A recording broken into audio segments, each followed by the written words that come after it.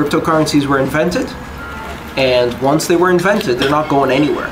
They are a significant invention. I think eventually cryptocurrency will be recognized as probably the most important invention in economics and technology in the 21st century since the introduction of the internet. So cryptocurrencies I would call in general currencies that depend on their operation on cryptographic primitives and a common understanding of how the software works. Bitcoin is a very special type of cryptocurrency in that it is the first cryptocurrency that is based on a distributed proof of work principle that is captured in a distributed database called a blockchain. The concept of distributed proof of work is what makes Bitcoin special.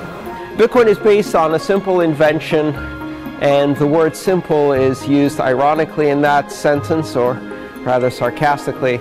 It's a simple invention created in 2008 by Satoshi Nakamoto, and what it does is it allows you to build a fully distributed system that exhibits principles of trust without a central authority, without a third party in between all of the transactions. A Bitcoin transaction is a signed data structure that can be executed anywhere in the world. Now, a lot of people think that a Bitcoin transaction has to be transmitted on the Bitcoin network, and that's not true. A Bitcoin transaction has to reach the miners and be included in a block, but it doesn't need to be transmitted over the Bitcoin network. There's nothing special about the Bitcoin network. It just forwards transactions and blocks. It can be transmitted over any form of communication medium. It doesn't care if the Bitcoin address is the address of a multimillionaire, the address of a central bank, the address of a smart contract, the address of a device, or the address of a human. It doesn't know. It doesn't care if the transaction is carrying lots of money or not so much money at all. It doesn't care if the address is in Kuala Lumpur or downtown New York.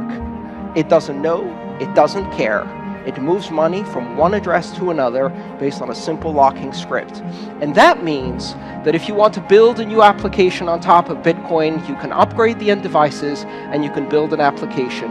And you don't need to ask for anyone's permission to innovate. Write the app, launch it on your endpoint, and Bitcoin will route it. Now, the authority is not derived from the sovereignty of the issuer, from the printing press of a nation state that can declare through monopoly and use of force that this is the currency you will use. Now we can choose currency. My primary motivation for Bitcoin, which I've made into a slogan, is the other 6.5 billion. That's why Bitcoin is important to me. It's because of the 7.5 billion people on this planet, only 1 billion people have access to banking facilities, banking services, credit, checking capabilities, or any ability to send and receive money internationally. That's not by accident, and it's not because they don't have money, and it's not because they don't have productive capacity.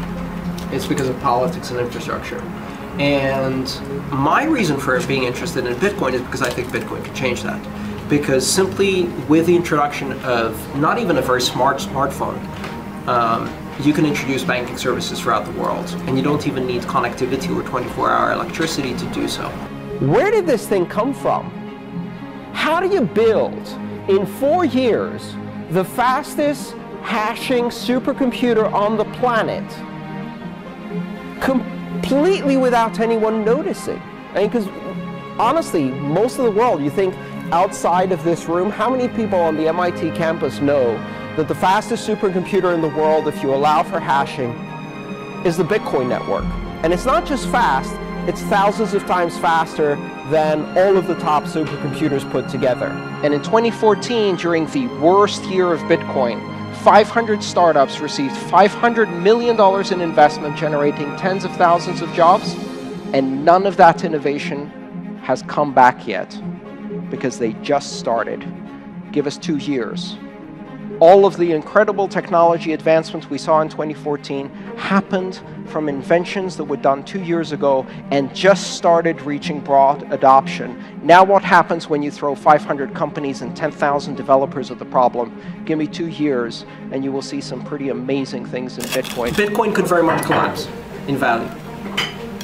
What I can guarantee for you, no one can confiscate your Bitcoin. No one can steal your Bitcoin. No one could bail in your Bitcoin. No one could bail out your Bitcoin.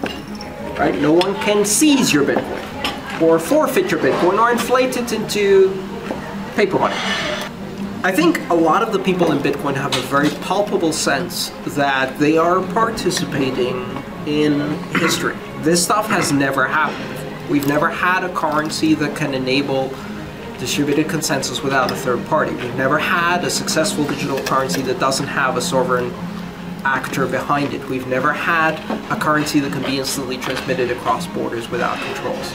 You know, 2 years ago they were saying this is all a complete joke. It's all just a whole pile of BS. It's a Ponzi scheme. It's a crazy libertarian dream. And of course that message started becoming less and less credible as this little relentless anomaly of technology refused to die.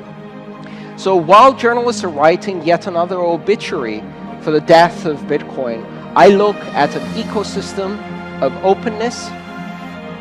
I look at an ecosystem that is generating jobs in an economy that is mostly dead. I'm looking at an ecosystem that has some of the smartest people I have ever met, creating the most amazing innovations. And the really amazing thing about this is that we all benefit from all of this. We're not really competing against each other. When one Bitcoin company builds something amazing, everybody gets the benefit. Bitcoin gets better for everybody.